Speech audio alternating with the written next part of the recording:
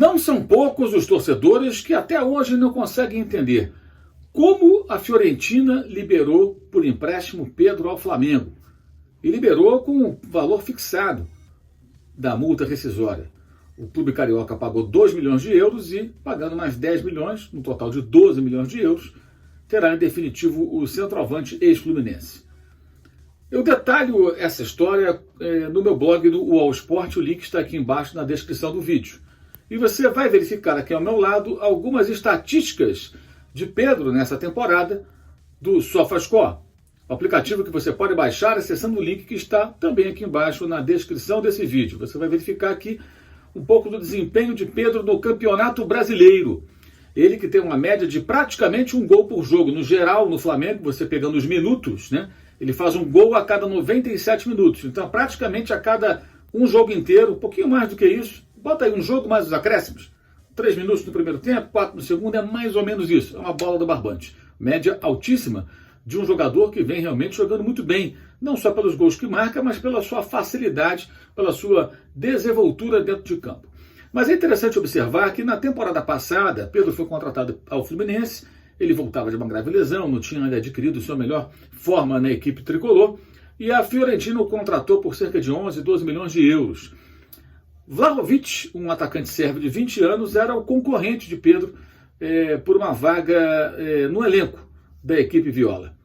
Chiesa, jovem italiano, era o destaque, o centroavante, o homem principal ali na linha ofensiva do time de Florença. No entanto, durante a temporada, o técnico Vicente Montella via Pedro como um atleta brasileiro ainda em adaptação. Até algumas entrevistas ele falava, os jogadores brasileiros vêm de um outro ritmo, precisa ganhar corpo, precisa um pouco mais de tempo. Enfim, entendia que o Pedro não estava ainda pronto para isso.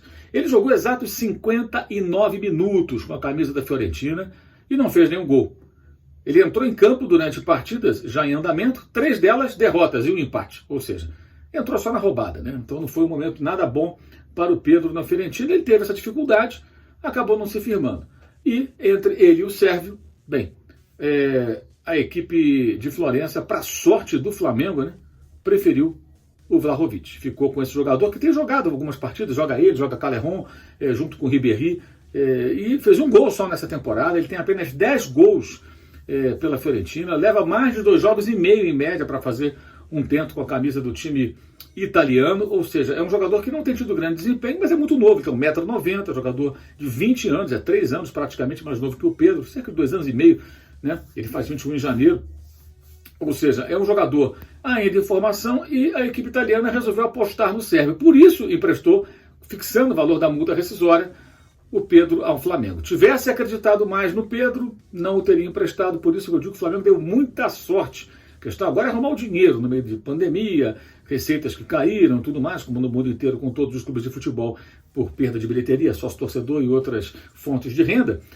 mas arrumar essa grana para contratar em definitivo o Pedro, evidentemente essa é uma prioridade do Flamengo, já falamos sobre isso aqui no canal. O próprio vice-presidente Marcos Braz deu uma entrevista coletiva na quinta-feira e falou também sobre essa prioridade rubro-negra no que envolve a aquisição definitiva dos direitos de Pedro. Mas foi muita sorte mesmo do Flamengo ter conseguido esse jogador, porque foi uma questão de escolha.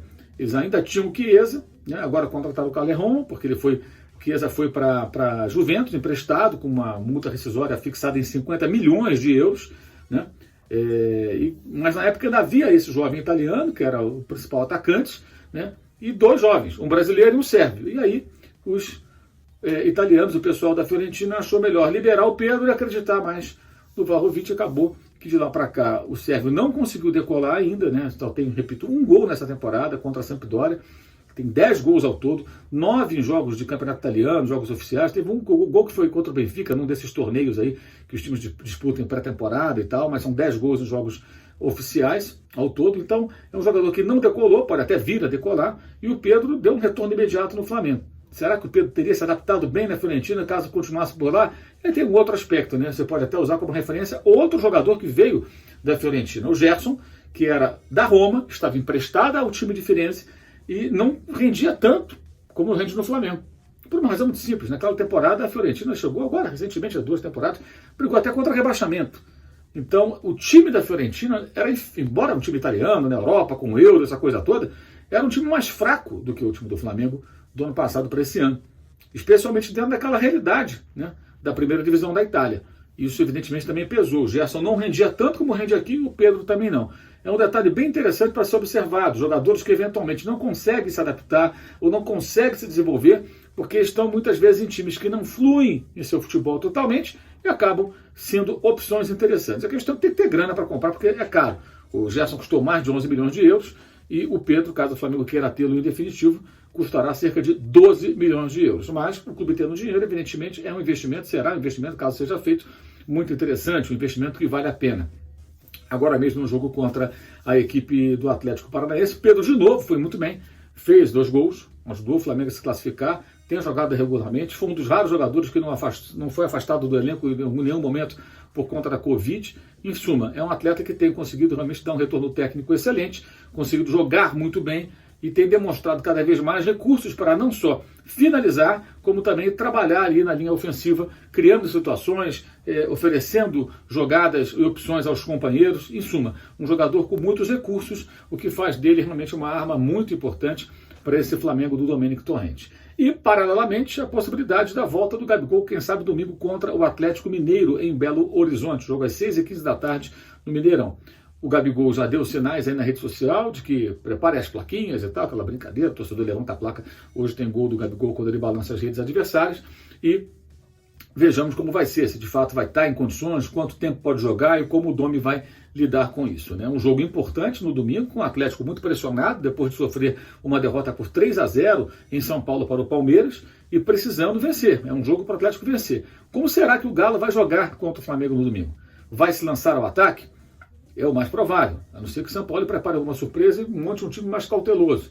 Se o Galo se jogar ao ataque, é provável que o Flamengo faça algo parecido com aquilo que vimos no jogo contra o Santos na Vila Belmiro, quando o time de Cuca foi muito corajoso, agrediu o Flamengo, atacou muito o Flamengo, teve 2 gols anulados, inclusive por interferência do VAR, né, e acabou a equipe do Flamengo vencendo com um gol de contragolpe, né, uma jogada rápida com Michael e Gabigol, a bola que o Gabigol roubou no campo de defesa do Jonathan, né, e acionou o Michael, ele acelerou, tocou no Gabigol, ele fez o único gol do jogo. E outras situações claras foram criadas pelo Flamengo, além das boas chances que o Santos teve naquele jogo, com o Gabigol e com o Michael, num jogo em que o Flamengo foi um time dito mais reativo. Até muita gente na época falava, vai montar um time assim, parece técnico brasileiro, monta o time na defesa.